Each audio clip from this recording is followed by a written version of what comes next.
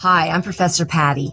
I earned tenure by the time I was 30. By 35, I was down in chronic nerve pain. No doctor could find the source, and I was diagnosed for lifelong chronic pain. The Greeks, 2,000 years ago, labeled trigeminal neuralgia as the worst pain a human can know. Today, it is nicknamed the suicide disease, as 50% of people take their lives within the first 3 years of onset. By my 3 years, the only hope I had was a phone call from Ohio State University uninsured advanced medical program.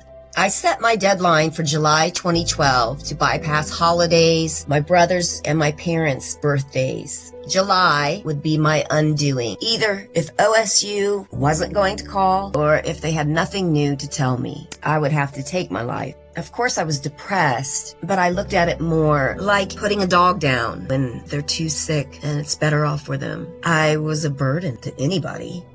Plus, the 5 areas of my brain that make up my ADHD were unmedicated, so I was literally a nervous wreck. I looked bad, but not bad enough that anyone could see something wrong with me. All of my friends abandoned me. Family didn't understand, got angry, but my poverty was wealthy because of my parents. Beyond the hot dagger stabbing through my neck, cutting my ear, and coming out my temple, while my cheek goes into the tightest pinch you can imagine, shooting bolts of fire while stabbing me. Beyond that, the heartbreak that nobody cared, nobody loved me. From everybody loves you, Patty, to silence. I know all sides and spaces of suicide. I've been, I thought, completely alone. I've existed in the worst pain. I've been scared with no end in sight. Too nervous to leave home. I've watched as masses morphed into walking cokeheads. A pandemic of narcissism caused by social media. And I've hated every one of you.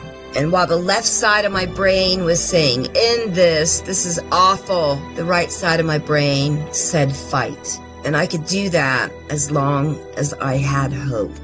It is nearly impossible to survive life being human unloved. It will lead anyone at least to the thought of ending their life. I was born 3.5 weeks late with the sun, moon, 3 planets, and a meteor all in Libra. I don't know what most of that means, but I do know that my nature is peace and beauty, and all of that was wrecked. And all of this seems impossible to sustain, but you can, we do. Without hope, I would not have made it. For even love without hope is death. And instead of ending my life, and therefore the pain, in July of 2012, I gave birth to life. I was still in pain, but I had hope and love and insurance. Then finally, change. I met a doctor who performed a therapy that the first doctor I went to when the pain first started could have performed. My youth, my 30s, stolen. My beauty wrecked. My career destroyed. My entire life dead except my daughter and my breath.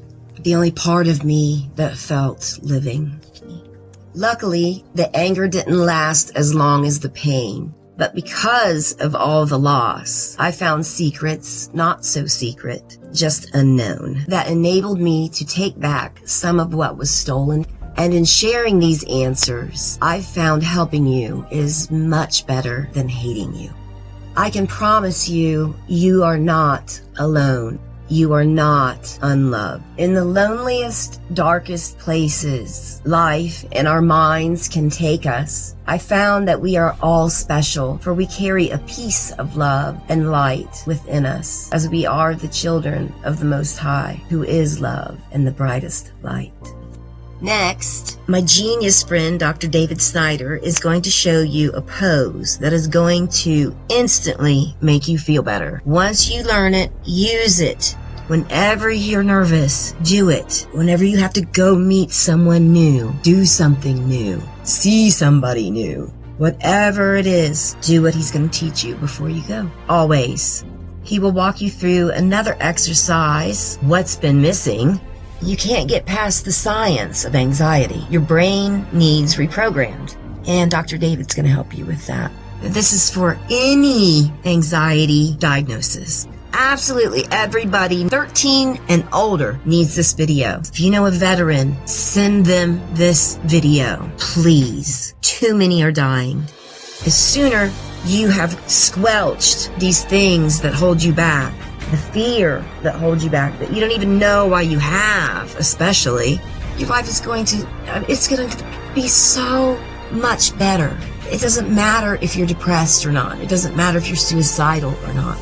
This is absolutely information and strategies everybody needs for life. After Dr. David, Charles Linden, he's going to tell you about his horrific history with anxiety, the many different types of diagnoses that he had. He's going to tell you what anxiety really is, and then he's going to show you how to end it. Dr. David healed the PTSD I had sustained from chronic pain and horrible things that happen to you when you're living in poverty.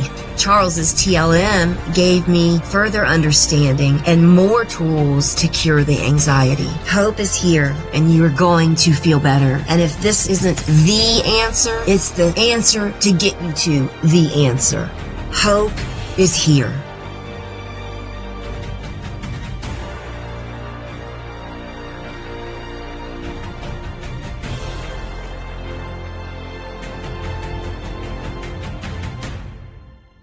Hi, my name is David Snyder, and welcome to Fearless Confidence. Today we're going to be discussing one of the topics that people find the most, they're in the most need of, for lack of a better word. We're going to talk about confidence only briefly, primarily because over the years, as I've worked with clients both in clinic, in live events and trainings, and one-on-one in various applications, everything from dating and attraction to negotiation and mediation to even kinesic interview and interrogation techniques.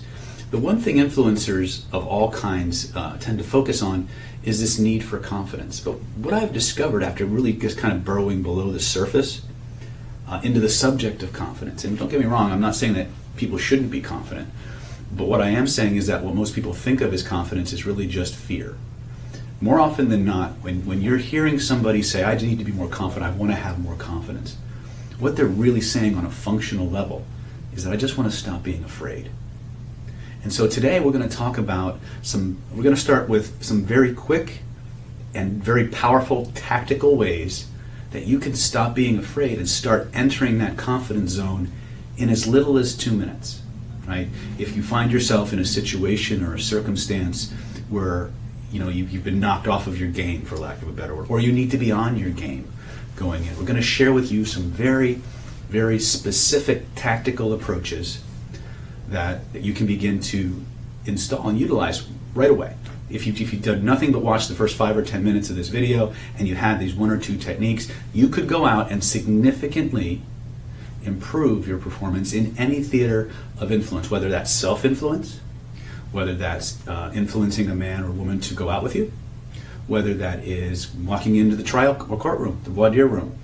So I like to say in all my trainings and things like that, these techniques are universal. They will help you in every field of endeavor, from the courtroom to the classroom to the boardroom to the bedroom and all points in between.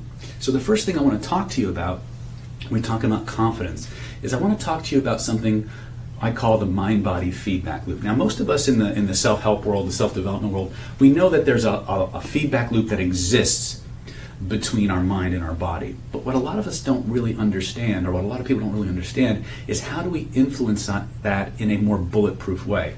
What most people teach us is that we need to exert our willpower to control our mental and emotional state. And that's okay, except that when you find yourself in high stress environments, when you find yourself in situations and circumstances that activate the level of emotional arousal within you, which is another way of saying stress. And fear is just a more extreme form of stress. Anxiety, just in a more middle ground between extreme fear and just tension form of stress. All of these things are on the fear continuum. So one of the things that we have to understand is that the way your brain works and the way your neurology works is that the more stress that enters your body, the more it has to manage that stress, the more rapidly your conscious mind checks out, the more it loses its ability to function and control that state effectively. So unless you're one of those special people who is trained as a first responder, someone who's a highly trained military person, somebody who is an extreme athlete, somebody who's used to functioning in these high stress, high level environments, you're going to find out more often than not that the environment is what will count against you. And your ability to control and manage that state and be confident is going to work against you. It's not going to be as accessible if you rely on strictly your willpower. Now, I'm not going to get into my whole dissertation on willpower versus physiological state control. Instead, we're going to jump right into some tactical things that we can start to begin to apply right away. And I'm going to give you some resources. I'm going to give you some things that you can begin to experiment and explore on your own. The first one I want to talk to you about is, again, this goes back to this whole mind-body feedback loop. The mind-body feedback loop works like this on a functional level. All science aside, this is how you make it work. For every psycho-emotional state that you have, and fear is a psycho-emotional state, for every mood that you're in, depression is a mood. In future videos, we'll be talking about how to use your physiology and your posture to alleviate depression. Anxiety, fear, these are all states, but each and every one of those states has a corresponding physiology, a corresponding posture, a breathing pattern, that when you change that physiology, you change your posture, you can't maintain your state any longer. Now, normally, if you were in my class, if you were in my trainings that you see on YouTube, or in my trainings like CPI, where we're teaching killer influence, or we're teaching covert hypnosis or conversational persuasion and influence, we would spend an entire day, practically, on just learning how to do all of those things. Now, obviously, in the short video that we have, I have to skip a lot of steps. But my goal here is to give you exactly the tools you need to start performing better today as well as giving you a special set of processes that over time, sometimes immediately, sometimes over a few sessions, will dramatically change your internal world. The fears and the triggers that you carry inside of you will simply begin to go away. They'll begin to diminish. But that's coming in the second part of our video. The first thing we're going to do is we're going to understand a few key concepts. A, your mind and your body are linked, and the fastest, most powerful way to change that is to change your posture and your breathing. Now, most people who come to a hypnotist, who come to a neurolinguistic programmer, they're going to give you a progressive relaxation induction. They're going to guide you and teach you how to relax each and every part of your body, and that's great. But you can't do that out on the street. You can't do that in a crowded bar. You can't do that in the courtroom. You need something that you can apply right away. I'm going to teach you two very powerful techniques that you can just start going out and making changes with and start getting effects right away. And then we're going to go into what I call the shit clearing process. Now, in World According to David, shit has a very special meaning. Secret human influence technologies. And these are ways that we're going to go in and we're going to clean up all the things that used to make you afraid, all the things that used to make you hold yourself back, all the things that used to trigger you to not do the things you want to do and to feel naturally more confident. Because being confident is your birthright. But you don't need confidence in the way that the self-help community teaches us to be confident in order to be successful.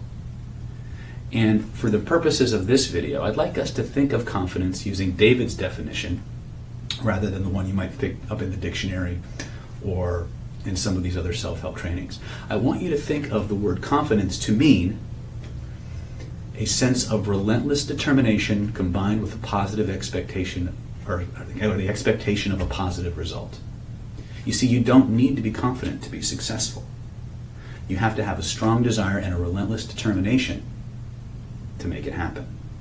And when you combine that with a strong positive expectation, or a strong expectation of a positive outcome, now you have all the things that come together to form functional confidence. And there's no top limit to that. Right? A lot of times when we as practitioners create mental movies, we're creating movies in our head, but we're not really affecting the body. And my friend, the one thing that we need to affect more than anything else is your body. We need to get that meat suit going, for lack of a better word. And so some of the most powerful change work will involve getting your body involved. So if you bought this video hoping to just kind of kick back, go into a vegetative state, and just let the words flow in, well, that's going to happen too, but not in the way you might expect. So the first thing I want us to do is I want us to hone in on two very powerful techniques that are going to teach you a little bit about how your mind and body interact with each other. And the reason for that is my job as a teacher, my job as a trainer, is to teach you how to become progressively more self-aware so you can exert more control over all the things that push your buttons without your knowing it. So first and foremost, if you get the time, there's the information I'm going to share with you in just a moment comes from a video known as Power Poses by a lady named Amy Cuddy. You can find her TED Talk freely available on YouTube. I highly recommend you reference that video because she has done all the science behind the thing I'm going to teach you.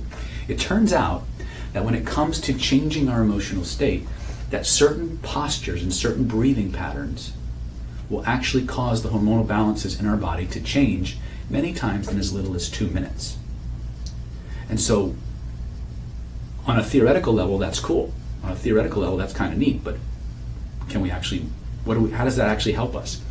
Anytime you find yourself going into a state that is not conducive to what you want, so you got to know what you want ahead of time. But anytime you find you're going into a state that's not conducive to what you want, where you need to be more confident, if you assume one of the poses I'm about to teach you, and you hold it for as little as 2 minutes, your blood chemistry will change. The corresponding psycho-emotional state, the feelings in your body will start to shift to a more confident, assertive, dominant, relaxed state, scientifically. So the first one I'm going to teach you is one we've seen many times before. It's called the Superman or the Victory Pose. And it looks like this. And we're going to hold it together for 2 minutes, just because. Okay? So I'm going to Just hold your head. Now, I want to make a distinction with this one real quick. A lot of times people who are chronically depressed or who have a lot of fear or a lot of victimness in them, a little bit of a victim mindset, or the world is out to get me kind of a mindset, they start off with this strong victory posture, and over the course of several seconds it becomes this. This is not the victory pose. This is the hanging in the dungeon waiting to be tortured pose. So we got to remember that when we want to activate the physiological changes in our body, the hormonal changes in our body, we got to roll that chest up and out. We got to roll those shoulders back. We got to look up. And we got to think victorious thoughts. Now, you don't actually have to think the victorious thoughts or replay victorious ideas in your head for this to work. Just the posture, if you hold it for as little as 2 minutes, based on the studies, will show a 20%, up to a 20% increase in the amount of testosterone your body's going to produce. It's going to show a corresponding drop in the amount of cortisol, which is the stress hormone that your body is going to produce. So holding this posture for as little as 2 minutes will result in you becoming progressively more dominant, confident, assertive, and more relaxed at the same time. And that's important. Okay? Because as you become more relaxed and dominant, people perceive you and respond to you differently. Because all of you is changing at the same time, you won't necessarily perceive the change, but everyone around you will. And the interesting thing about this is that when they tested this, just beyond the blood chemistry ratings, where they took people who assumed these poses and in double-blind tests, put them in the most challenging, grueling, interpersonal environments you can imagine, the people who held these poses always scored consistently higher than the control groups and the people who didn't do them. So this is the first pose. This is the first idea I want you to have. Anytime you're about to do self-work, anytime you're about to do an affirmation, anytime you're about to meet somebody for the first time, do a presentation, find a stall, find a place where you can be alone for as little as 2 minutes and hit that pose. Just hit that pose, okay? That's our first one, and that's awesome, right? That alone will break any state that you're in. Because one of the problems that we have is we don't try to be confident until we feel less than confident. That's the problem, is confidence is always a result of us feeling something else. It's always a result of us feeling anxious or fearful, rather than becoming our baseline. Does that make sense? So if you're going to do confidence building work, if you're going to create that sense of relentless determination combined with an expectation of a positive result, you got to break whatever state you're in so nothing is tainted. But just doing this a few times a day will dramatically change your life. Now, a lot of people know this. I'll give you my pedigree a little bit later, because right now I'm all about getting you functional fast. I consult, I still do as a matter of fact. I do a lot of jury and trial consulting with lawyers and personal injury attorneys. And I had a client who was very nervous about giving a deposition or actually working in front of this one judge, who apparently was just a mean, hard to get along with judge. And so I taught him the power pose. And what happened was he would hit, right before he would go into court, he would hit the pose. And he felt dramatically better. He felt a lot more calm in the courtroom. And he did really, really well. But that's that's kind of cool. But the really cool part was he had a client who was going to be he had a witness that he had to depose or was going to be deposed. And that client was absolutely terrified of testifying. And he also happened to be the coach of a football team, high school football team. And so what I didn't know, I found out this later, was that he taught his witnesses how to hold these power poses. And he did really, really well when he was actually on the stand. And then a few weeks later, he came back with another story. It turns out that particular high school football coach had been the coach of a losing team. They hadn't won a championship in 5 years. And so what happened was, during half times, during breaks, the coach would have his entire football team holding these poses. And they swept the championship that year. So don't underestimate the power of what I'm sharing with you. It can turn losers into winners really quick. And it can create within you the exact right foundation to build on, that you can use to add any state you want, any outcome you want. Anytime you're afraid, anytime you're nervous, anytime you're feeling less than, assume the position. Hold it for as little as 2 minutes. You can hold it longer if you want to. But hold that position for as little as 2 minutes, and your results will change. Now that's step one. That's where we're going to start. Okay? But we got to get the meat involved. We got to get our body kind of playing a little bit. So I'd like you to stop for a moment. I'd like you to use your imagination. This gets us into something I like to call point and click therapy. And the whole idea behind this is that we need to understand that every behavior that we generate, every decision that we make, as rational and logical as we think we are, is based on a feeling in our bodies. It's a feeling that we either want a whole lot more of or a whole lot less of. And each of those feelings is like a holographic container, a bubble with massive, massive amounts of information in it. Now, we're not going to get too far into that right now, just the functional stuff. The bottom line is all of that information that your neurology is processing emerges from a single point, a feeling point. We call that the somatic address. So when you have a feeling, when you have something that's holding you back, or you're seeing pictures in your head, it's not the picture that's the problem. It's the way that picture or that voice is making you feel. And so as we change those things inside us, I give you the tools in the second part of this video to go in and systematically change all of that. Everything else will change. But the first thing we want to do is we want to look back again at state control. Remember, confidence on a functional level is relentless determination combined with the expectation of a positive result. The most important part of that is the relentless determination. You see, there's been many times in your life when you've been faced with something you had absolutely no confidence in your ability to achieve. Every time I ask an audience, I ask by a show of hands, how many people have ever had something that they absolutely had no confidence in their ability to do, but it had to be done?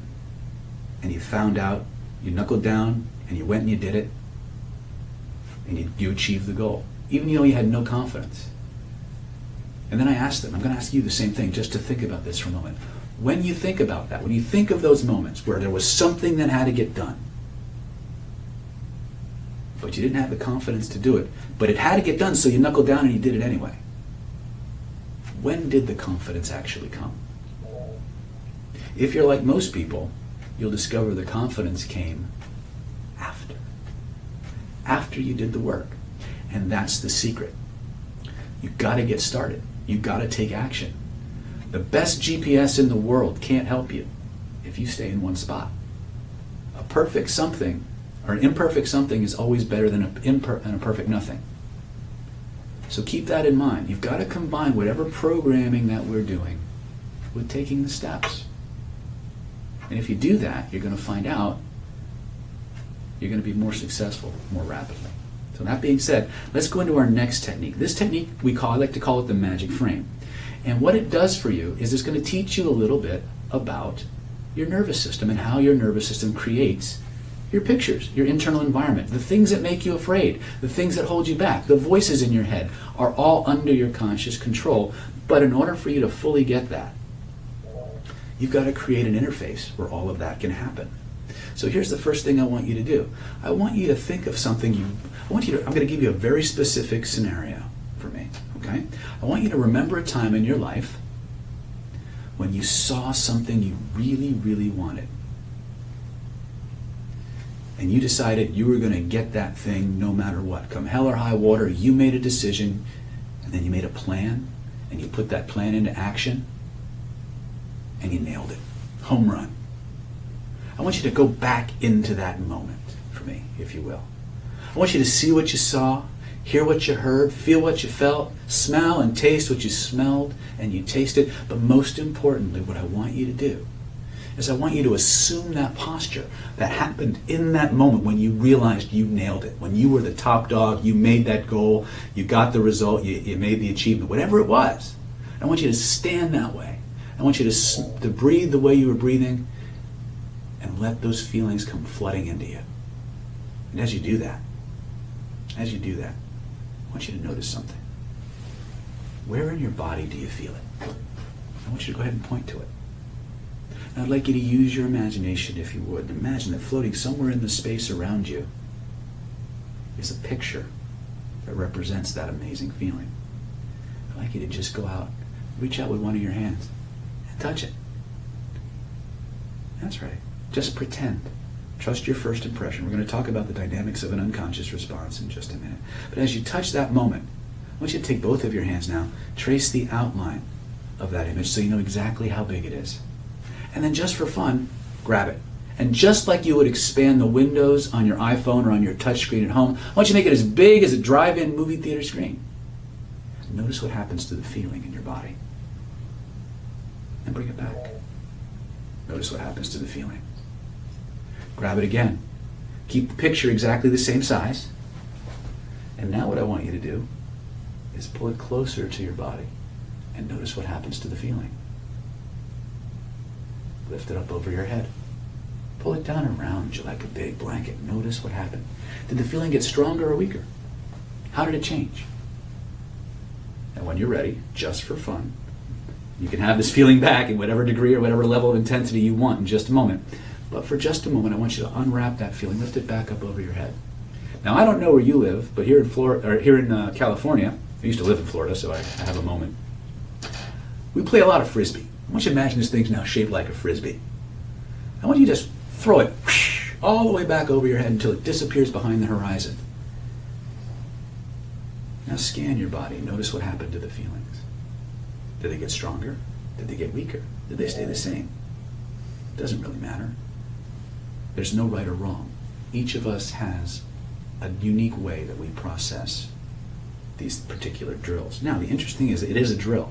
The more you play with this, the more you play pretend, like when you were a little kid playing toy robber or toy cop or cowboys and Indians at home, the more rapidly your neurology is going to evolve, and you're going to have far more control over this dashboard. Lift your hands up now and imagine your hands are now the world's most powerful frisbee magnets. Once you imagine you can suck that picture right back into your hands. What I'd like you to do now is I'd like you to play. Take a few moments and play with your own neurology. I want you to move that picture around you. Make it bigger. Make it smaller. Pull it closer. Put it inside of you. Put it over your left shoulder or your right shoulder. And notice how each and every time you move that picture around, the feeling changes in some way. Take all the time you need in the next few moments to really get that. Notice how it changes. And I want you to keep playing with it. I want you to experiment with it until you find the exact position, size, and shape that gives you the sensation and the intensity level that you want, that gives you the best feeling humanly possible. And when you find that, fix it in place. Fix it in place. And as you do, notice how that feeling flows into your body. From your body into your bloodstream, from your bloodstream to every place your blood goes. Those feelings will start to flow. But you don't need to measure it or manage it or make it happen faster. Just notice that process taking place. Let it flow into every cell, and every nerve, and every DNA molecule. Reprogramming those DNA molecules, turning each and every one of them into a little pleasure factory. Each cell creating and multiplying and magnifying that amazing sensation until every cell in your body is generating more and more and more of these amazing feelings. Now, you don't need to measure it, manage it, or make it happen faster. Just notice the process taking place. Allow it to install itself completely. And when you know it's reached an intensity level where it's impossible to turn off, try to turn it off and notice what happens instead. Many people discover very, very quickly that that sucker just keeps getting stronger. And that's fine. Because that's a great place to be. You're stuck feeling good now. Isn't that cool? And it just gets better. So what I've just discovered and what I've just taught you in a very short time is this. That every feeling that you have in your body is pushing your buttons. It's changing how you relate to the world and the people around you. And the fastest way to change it is through your posture and your breathing. And once you've done that, if you can point to where any lingering sensations are in your body, and you touch it, you reach out and touch that picture, you now have the willpower capabilities, the idea of what we call superior thinking, the ability to change the coding system that your nervous system uses to create that change inside and make it whatever you want. That is control. That is confidence. That is the ability to modulate your state, to become whatever you need to be to get your outcome, to get your result, no matter what. Now, in a moment, not yet, but in just a moment, we're going to begin a process based on a new technology, holographic memory resolution, combined with some conversational hypnosis and neurolinguistics and things like that. You don't need to know any of that. All you need to be able to do is relax. Follow the instructions and just play pretend. Because if you can point to where you feel it, you can change it. All right, so what we've talked about from the early parts of today, we talked about weight. We talked about weight issues and how the weight itself is almost never the problem. More than 25 pounds, 30 pounds, you're not looking at lifestyle anymore. You're looking at body armor. You're looking at things that have a significant emotional component that the weight is satisfying. Usually security or safety. Usually security or safety. Now, whether that security comes from not having enough growing up, or safety coming from having an appearance that detracts or deters attention, unwanted masculine attention, or some point in between, right, where food becomes a substitute for security in terms of connection and love and emotional nurturing. It's still the symptom. Satisfy the requirement that behavior is designed to accomplish, and the weight will tend to normalize. At least the behaviors that led to the weight gain and the maintenance will tend to normalize. There may be other things that have to be done to facilitate that. But, long and short of it, weight issues beyond 25 or 30 pounds are the result of some form of trauma. Now, when I say the word trauma, we have to change our definition of trauma. Because when we think of trauma, we think about horrible things. We think about car crashes and war zones and sexual molestation and all of these horrid things. Right? And we should. But we also need to expand our understanding of trauma to anything the nervous system views as life-threatening, even if it's getting your toy taken away when you're a 2-year-old. Even if it's mommy and daddy yelling at each other in front of you. Even if it's being alone in a room, or in a room with people and nobody's playing with you. These things are just as trauma-inducing as war zones. And in more cases than not, the root cause of the people who wind up in my chair. Okay? And here's the best part. It's once paradoxical and scary and amazingly cool at the same time. Everybody who suffers from trauma isn't broken. They're not broken. They feel that way. God knows they feel that way. A trauma, when you're manifesting symptoms, is the sign of a system functioning properly. It's just nobody taught you the dynamics of the system, so you didn't know what to do when the system did what it was programmed to do. So let me give you a basic idea, a basic understanding that I acquired. I acquired this really, a lot of the subtleties of it from again, I'm going to quote him again, Brent Baum, who I think is a tremendous resource. This stuff is a little dense. But for those of you who really are called to do this work, who I lovingly call a special kind of stupid, it's one thing to come to a seminar like to fix your own shit, or to get my help to fix your shit. But for those of you who are called to go out and fix other people's shit, that's a special kind of stupid. Right? It's not work you choose, it's work that chooses you. I'll let you know.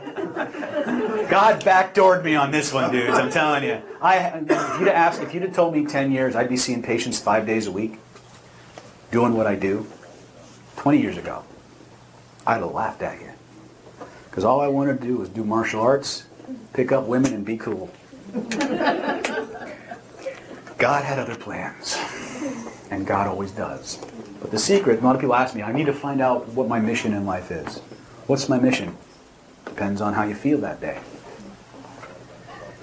Depends on how you feel that day. The fastest way to find your mission is follow your passion. Follow the things that feed your spirit. You'll discover your mission right before you leave this planet. Or right after you leave this planet, and you'll say, I did it! Right? God gave us the best GPS we could ever have. It's called our neurology. It's called our system of feelings. The universe works in a language of feelings and pictures and holograms. All of this information is, in fact, holographic. Okay? Let me see if I can... I'm going to try to do this in a very... I'm going to diagram it as best I can. And hopefully I can explain the trauma induction process in a way that we can understand. Now, NLP comes at this hologram from a very different place. When the neurology creates a trauma container, every time I think of a trauma container, I think of, you ever see Ghostbusters? Yeah. That little container they had that held a ghost in it? That's what I think about, right? This little container with all this shit floating around inside of it. But think about it this way.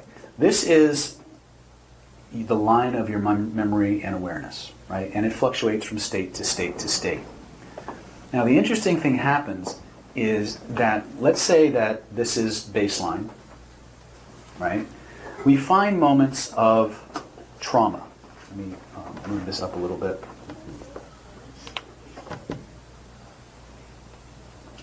David, how do you spell Brent's last name? B-A-U-M. B-A-U-M. Now, a trauma looks like this. It's a spike, an emotional spike in our system. All right? There's a certain level of neurological arousal. Now, what's happening is, this is 0 hour. This is terminal event.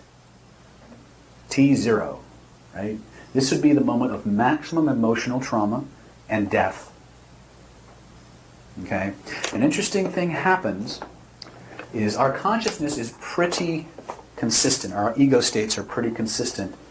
As the trauma increases, there's a mechanism within our system that monitors till it gets to what we call T minus 1. T minus 1 is that moment just before the critical terminal event. And then the neurology does something amazingly cool.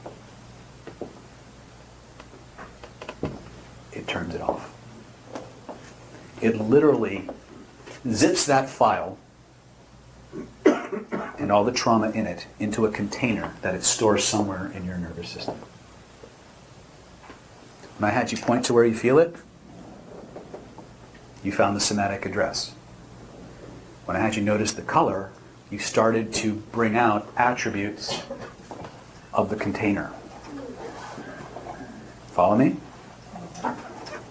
Now, within this universe, that moment, that ego state, that consciousness, that event is frozen in time. And it's happening over and over and over again. But it's quarantined within the neurology. It's quarantined within the body. And over time, the way your neurological sorting system begins to do things is it sorts things by similarities. It sorts things by things that have in common. That's why many times when you start to do these processes, you wind up somewhere completely different. Because it's not linear. It's not logical. Does that make sense? Mm-hmm. Okay? That ego state is a fragment of your consciousness. Holographic in nature, which means it's got everything that you knew and everything that you had and everything that you understood up to that moment in time. But for all intents and purposes, it's a separate organism. And we know it's not. It's a container. When we, either through the process of hypnotic regression, through some form of neuro-linguistic programming, or like Brent uses a holographic memory resolution process, from the present moment. By the way, once we hit trauma, a T-1, that gets frozen in time. Now, one of two things either happens here at T0. You're either dead or you survived. If you survive, the consciousness keeps going from that point forward. This is why you have blank spots in your memory from time to time. Those blank spots indicate containers that have been taken out offline until such a time as you have the resources. You have the resources to deal with it, or if you don't handle this shit, it's going to overload the system. Does that make sense? Okay. Whether the trauma is, something from a war zone or something that happened on the playground, something that happened in the living room, the mechanics are the same. You don't need, with this process, you don't need to re-dredge up the trauma and things like that. Those techniques are there if we need to use them.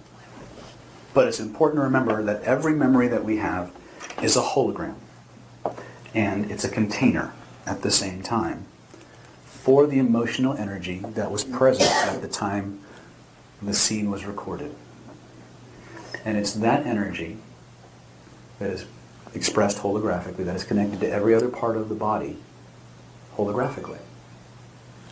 And you guys all know how a hologram actually works, right? A hologram is literally where they take a beam of light and they split it, and they send one beam to an object and the other beam to, I think it's a mirror or something like that, and to a photographic plate. And then because of the angles and the way the beams are split, what is imprinted on that photographic plate is a three-dimensional representation of the image. But the actual three-dimensionality of the image doesn't emerge until you shine a light through it. And all of a sudden you have a three-dimensional image. The interesting thing about holograms is that if you took that image and you cut it in half, all of the information from both sides of the hologram would be present in both of the pictures. And you could keep dividing it and it would be the same, the same, the same. No matter how many times you divided it down, the whole would be contained in the part. Acupuncture and Oriental medical theory has actually embraced this idea for a very long time. But now we're discovering that the very nature of our universe is holographic. Our memories and the way our neurology works is holographic. NLP, which has been around since the 70s, has approached the hologram through its component parts, the brick and mortar that we use to construct it, the visuals, the auditories, the kinesthetics, the olfactories. What Brent's approach is very different. His took on a more metaphorical approach in that when people describe their problem or they describe their pain, they describe it using a metaphor, mostly a shape. Sometimes it's an actual object that was in the environment. But no matter what they use to describe it, that metaphor is the container. It's the container that keeps all of that stuff circulating and stored. And you can use a metaphor to change a metaphor. You can use one hologram to change another hologram. And so the antidote for a lot of these things, you inject into the container a new awareness, a new consciousness of somebody who's survived. Because remember, terminal event hasn't happened yet. They still think they're in danger. They don't know that they survived. They don't know that they survived. Just the act of injecting another consciousness that inserts new information of survival changes things. Then you give that particular ego state, they like to call it, but it's really a hologram of your consciousness at that moment. You inject new information into that sealed environment and everything starts to change. And then you figure out what states or feelings resolve what's remaining. And you use that frame, that hologram, to connect and contact all the other fragments of that holographic representation. All happen. Point to where you feel it, notice the color, go inside, right? That alone would have, in our regular approaches to most forms of hypnotherapy, would have been a 20-minute process. That there, but just getting to that point where you can actually begin that kind of work. And then actually jettisoning or venting the stored emotion would be however long it took, right? This whole process took minutes. Right? It's this, the irony is we're still doing a lot of the same things we would do in conventional hypnotherapy. We're just using different metaphors and tools to do it. NLP did it. One of its big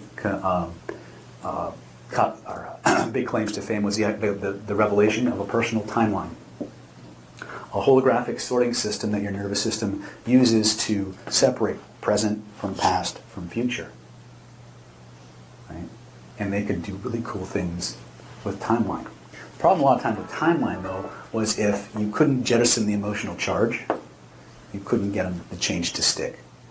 And because NLP tends to specialize in what we call light trance states, a lot of the old hypnotherapeutic approaches tended to work better because they involve deeper levels of trance.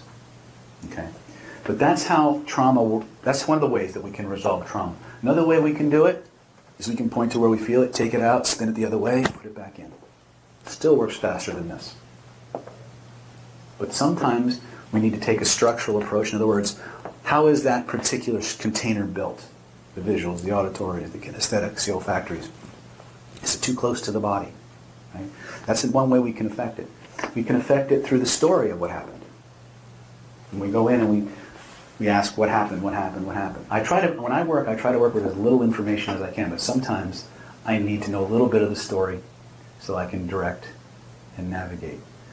And we change the story because you're allowed to change the story. It's just shit that happened. And since you're in charge of the video, you're in charge of the editing deck, and you're the only one that's ever going to know, or care for that matter, you have the right and the authority to change it to whatever you want so that when you remember the past, you only remember it in ways that make your life better. Remember, we aren't the way we are because of the things that happened. That's a cop-out, even though we don't know it's a cop-out. We are the way we are because of the way we think about the things that happened, about the way we choose to remember them. And it is a choice. We didn't know we had a choice, but it's still a choice. Right? As I like to say, ignorance of the law is no excuse. Right? This is how our system works. And I've done this now with emotional eating. I've done it with, I did a 45-minute smoke cessation with this, where I literally took the guy back to the very first reason, his very first motivation to start smoking, and I asked him to give that little boy, everything he would need to know to not smoke anymore. And the problem we had was he wanted to smoke because he wanted to be like his dad. What do you do about that shit, right? So I said, well, what would have to happen for him to decide he didn't want to smoke anymore? Well, you have to experience the disgust. The first time you smoke a cigarette, it's never pleasant, right? And so he literally made the worst movie ever of going through that first puff. And he literally pulled it through him over and over and over again until the little boy just decided, I don't want to do that anymore. From start to finish, it took 45 minutes. By the end of the session, I couldn't even get him to touch the cigarettes in his pocket. Okay? Here's the one thing to remember. The most important reasons for people to do the things they say they want to do are their own. What the neurology generates, the neurology accepts. Whatever metaphors your neurology uses to express something. If I tell you to go to a gray room, a dome-shaped room with pearly gray walls, and you find yourself in an oblong room with a pink ceiling and a fuzzy, rug, that's how your nervous system does it. It's not wrong. We tend to make ourselves wrong if our internal experience doesn't match the guidance we're receiving. You as therapists need to have the behavioral flexibility to work with whatever metaphors of trauma or resolution that your client generates. Does that make sense? Yes? Just a question, David, on with what you did with Julia. Book I read said, what to do, what to say when you talk to yourself. Did you do that in a conversation with yourself on those questions? Would that still... Yeah, as long as you can enter the appropriate state and do the work, yes. Yeah. All of these things can be done as self or auto-hypnosis or self-generated resolution. The problem is that there's a part of us, the big problem we have with any of these processes, whether it's doing it for ourselves or doing it with other people, is the problem of compliance and absorption. You see, there's this process that rears its ugly head. It's called smart person syndrome or hypnotist disease, depending on how much training you've had. Okay, smart person syndrome is that part of us that doesn't think, wants to prove it doesn't work. Happens every now and then. We don't usually get those kind of people, but more often than not, it's people who want to kind of be in the experience, observe the experience, and analyze and judge the experience while having it. Well, if there's a part of you that's trying to do the process, another part of you that's trying to evaluate what's going on and learn, another part of you that's evaluating whether it's working or not, how absorbed are you in that process? The answer is you're not. To the degree that you lack absorption in the process is the degree it will take you longer to get this. The minute you start engaging the soma, the body, a lot of that starts to go away because you can't get the body involved without becoming progressively more absorbed. I have stories for that. The other part is focus, right? Because a lot of times we tend to exist at the same level as our trauma, from a logical levels perspective, it's very hard for us many times to rise above it and change it, right? So we can use that metaphorical approach, that neuro-linguistic holographic grid approach that we talked about, to create an interface, an imaginative construct which actually has actual physiological origins. Your proprioception and your mirror neurons play a massive role in the facilitation of this. And from that construct, using metaphor and structure, we can change what the neurology is doing. We can revisit any moment in time, as long as we understand the dynamics of unconscious response. It always feels like you're making it up. It's the first answer you get, regardless of how illogical or nonlinear it may seem. You're always going to have an urge to edit it, right? And it's always quiet. It's always in the background, right? There's an old saying that the conscious mind yells, the unconscious mind whispers. But remember, at the end of the day, if you can feel it and point to it, you can change it. Okay? The amygdala is a pair of small organs in the brain, each about the size of an almond. The amygdala acts like a thermostat, regulating, among other things, our normal baseline anxiety level. As anxiety levels rise in response to stressors such as bereavement, work stress, or money worries, for example, the amygdala's needle is pushed up to the high anxiety zone. Under normal circumstances, this needle returns to normal after the event. But when the stress or anxiety you experience is relentless, the needle gets stuck at the high anxiety position. It becomes instinctual. The subconscious mind, which controls all the automatic bodily systems, thinks that this new anxiety level is appropriate and normal, but you know consciously that it is not. It is as if the hard drive of your mind has been reprogrammed with new anxious software. With this new anxiety level come sensations and symptoms of anxiety disorder and maybe panic attacks, phobias, and disturbing thoughts. So in order to reverse these changes, you have to reset the needle of your amygdala back to the normal position. The Linden method does exactly that. It shows you exactly what you need to do today to keep your responses in the normal zone tomorrow. It can be that fast. Once your subconscious has this new set of rules, it can't turn back. Have you been told that you can't be cured of your anxiety condition? I was told that. It's just not true. Anxiety isn't an emotion. It's a disorder of the emotion of fear. And as a disorder, it can be removed completely. The Linden Method program will help you to remove the disordered part of your fear response, taking you back to normal fear responses, normal emotional balance. It's so structured, it's so simple and so scientific.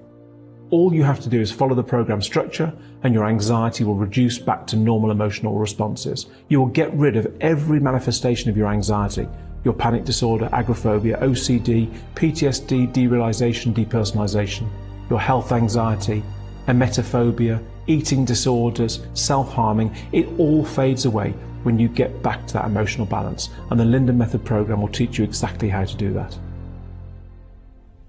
So what is the Linden Method? Well, first of all, I'm going to talk about what it isn't. It isn't what's failed you before. Presumably, if you've suffered from anxiety for a while now, you've had other treatments. You may have tried medication or therapies. Have they worked? Have they removed your anxiety? The answer is probably no, which is why you're watching this video now. I was in that position too once. Many years ago, I suffered from anxiety, panic attacks, agoraphobia, OCD, emetophobia, health anxiety, the whole gamut of anxiety conditions. And it doesn't matter who I asked, they didn't have any answers. If I asked about specific symptoms, they didn't know why they formed. If I asked why I suffer, they didn't know. They didn't know how to cure me. I asked many practitioners many times, and now, with the benefit of working with people for such a long time, many years, I've realised that all anxiety sufferers have pretty much the same journey. And that builds desperation. All we want is transformation. We don't want advice. We don't want to know what a panic attack feels like, or why we're emetophobic or agoraphobic. We need to know what happens in the body to create those disorders and how we can undo all of that mess of disorder inside of us. That's all I wanted. I know that's what is all that you want. Now, our programs, the Linden Method programs, are delivered in online, workshop, residential retreat, and also through our coaches, Linden Method coaches. Why do we do that? Because everybody learns in different ways. But the beauty of this program is that it outlines the exact way to recover. It's defined by evolution and science itself, not by practice models, practitioners, doctors, psychologists, psychiatrists. This is about humanity itself. If you want to remove your condition, even if you've been told that you can't, and that coping and that management are the only two options that are ever going to work for you. I was told once that I would never be anxiety-free, that I'd never have a proper job, that I'd never live independently, I would always take medication, I'd probably never have a career or a family. And now, years later, having all of those things and knowing how to cure people of their anxiety conditions, we've put together this program that since 1997 has NHS tested efficacy of nearly 100%, because it's like eating to cure hunger. It can't fail if you just do it. So follow the principles and you will recover. The Linden Method program is a psychoeducational program that has been reverse engineered from why I suffered, and now it will work for you. I knew that I'd found the solution because in under 2 days of doing the structure that I created, my anxiety and my panic attacks completely stopped. I didn't really know what it was like to be anxiety-free after 27 years of suffering from chronic anxiety, panic attacks, agoraphobia, OCD, PTSD. I felt lighter suddenly, more focused, much less fearful, and totally fulfilled. And this really is the predominant experience of all of our clients. Linden Recovery is different because it outlines the process that has to happen in the body to deactivate the emotion of fear. No other program works in this way. Anxiety is the emotion of fear, not an illness, not a disorder, but a natural human response to threat. Linden Recovery uses simple to use techniques that even children of 7 do with ease, that tell the anxiety response that you're safe, and when it receives that message, it turns fear off permanently. I'm often asked why Linden Recovery costs money, and the answer is quite simple. Although the solution is very natural and fast, it requires a combination of reassurance, knowledge, structure and guidance. Some people open the program, do it and recover, but if that doesn't happen, we are always available to advise, reassure and guide our patients. The resource each program participant receives is enormous. Video, audio and written resources that cure our patients, plus outstanding support from our qualified team about any aspect of an anxiety disorder at any time when it's needed. If I'd been given access to Linden Recovery when I was anxious, it could have prevented 27 years of suffering, but then I'd never have discovered the solution and our anxious patients everywhere wouldn't have benefited. It's kind of a double-edged sword really, but I'm almost grateful for the anxiety I endured. Thanks to the amazing resource and support my team provides to sufferers, I know we cure anxiety disorders.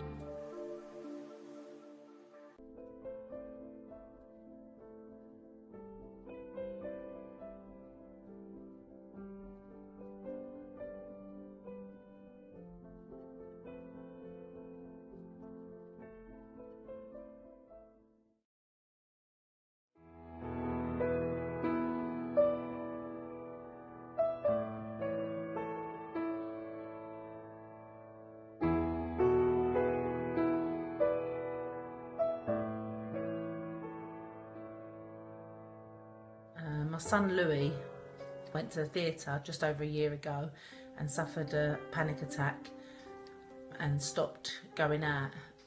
Wouldn't get in a car, just stayed in his room. He's got OCD and just was really, really anxious.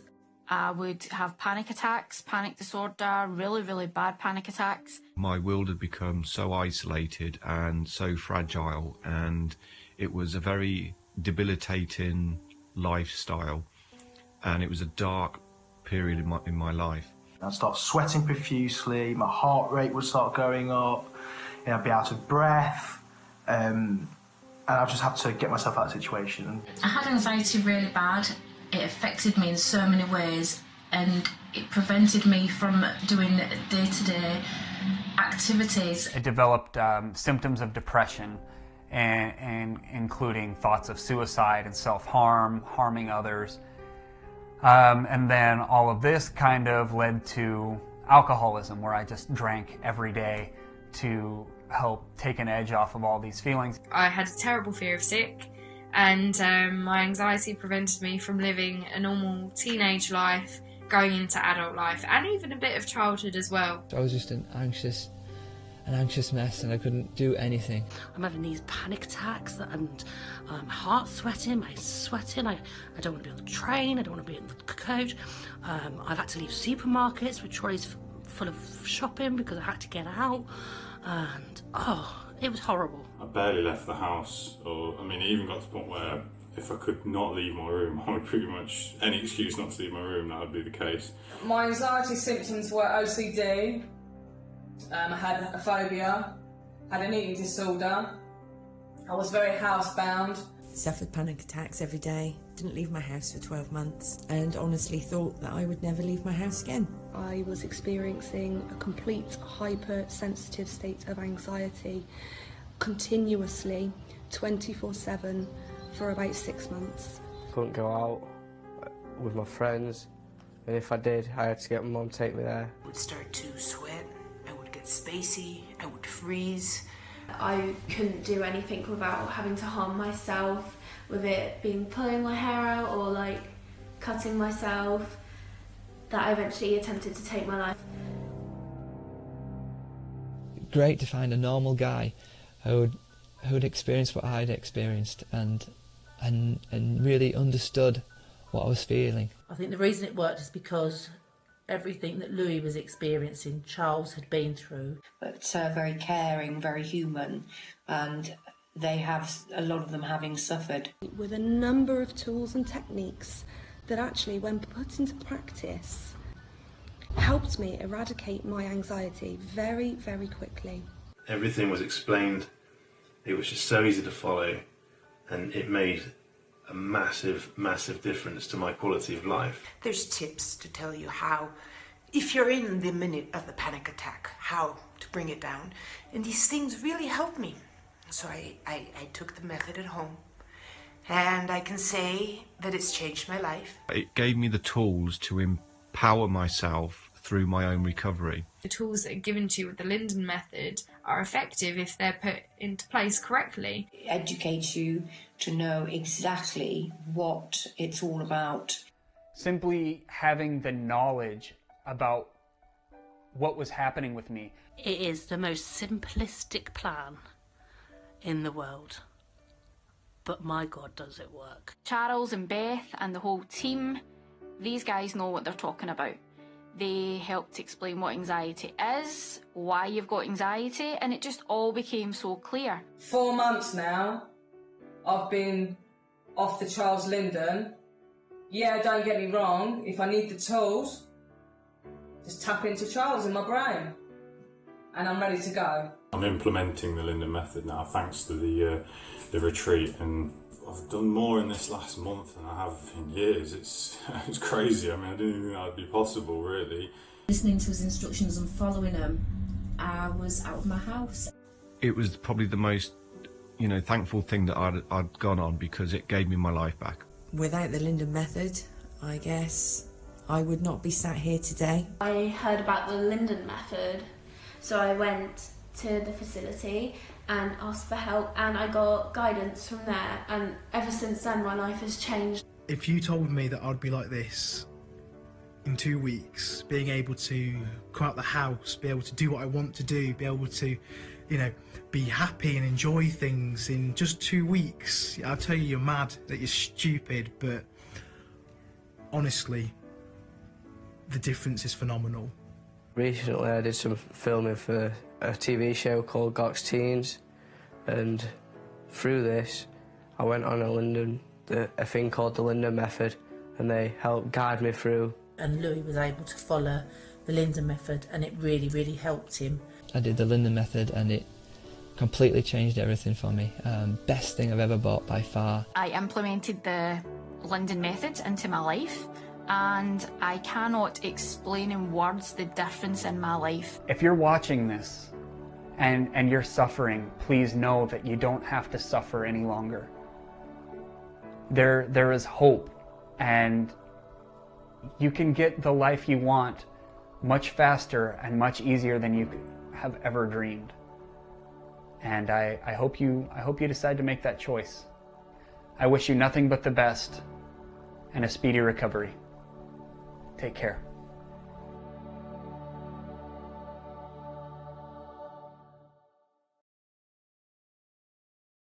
Why settle for anxiety management when you can have an anxiety cure?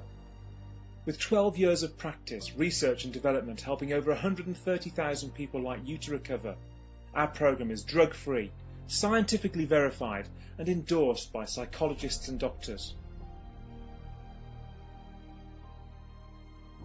The Linda Method uses the body's natural anxiety reduction process to quickly return your anxiety levels to normal without effort. Neuroplasticity is the only way for you to cure your anxiety. Nothing else can do this. Neuroplasticity is the replacement of one set of memories or behaviours with another. It's the only way to stop an anxiety disorder. This program uses neuroplasticity to replace your anxious neural pathways with new, non-anxious ones. Resetting your anxiety in this way will permanently remove your high anxiety. The process is so fast and natural you don't even notice it happening. Natural and permanent elimination of your high anxiety and symptoms. Eliminate anxiety, panic, OCD, PTSD, agoraphobia, obsessive thoughts, depersonalization, derealization, and every anxious thought and symptom you experience. Being anxiety-free is already pre-programmed into you. All we do is show you how to turn your anxiety off. Simple, fast, and permanent anxiety elimination. You can start in the next 5 minutes. You'll get unlimited support from qualified specialists, 12 months satisfaction guarantee, unmatched after-recovery guidance, structured, simple material to use at home. You'll get access to our members area, full of support and materials. And you'll get the use of the most respected and successful program of anxiety recovery in the world.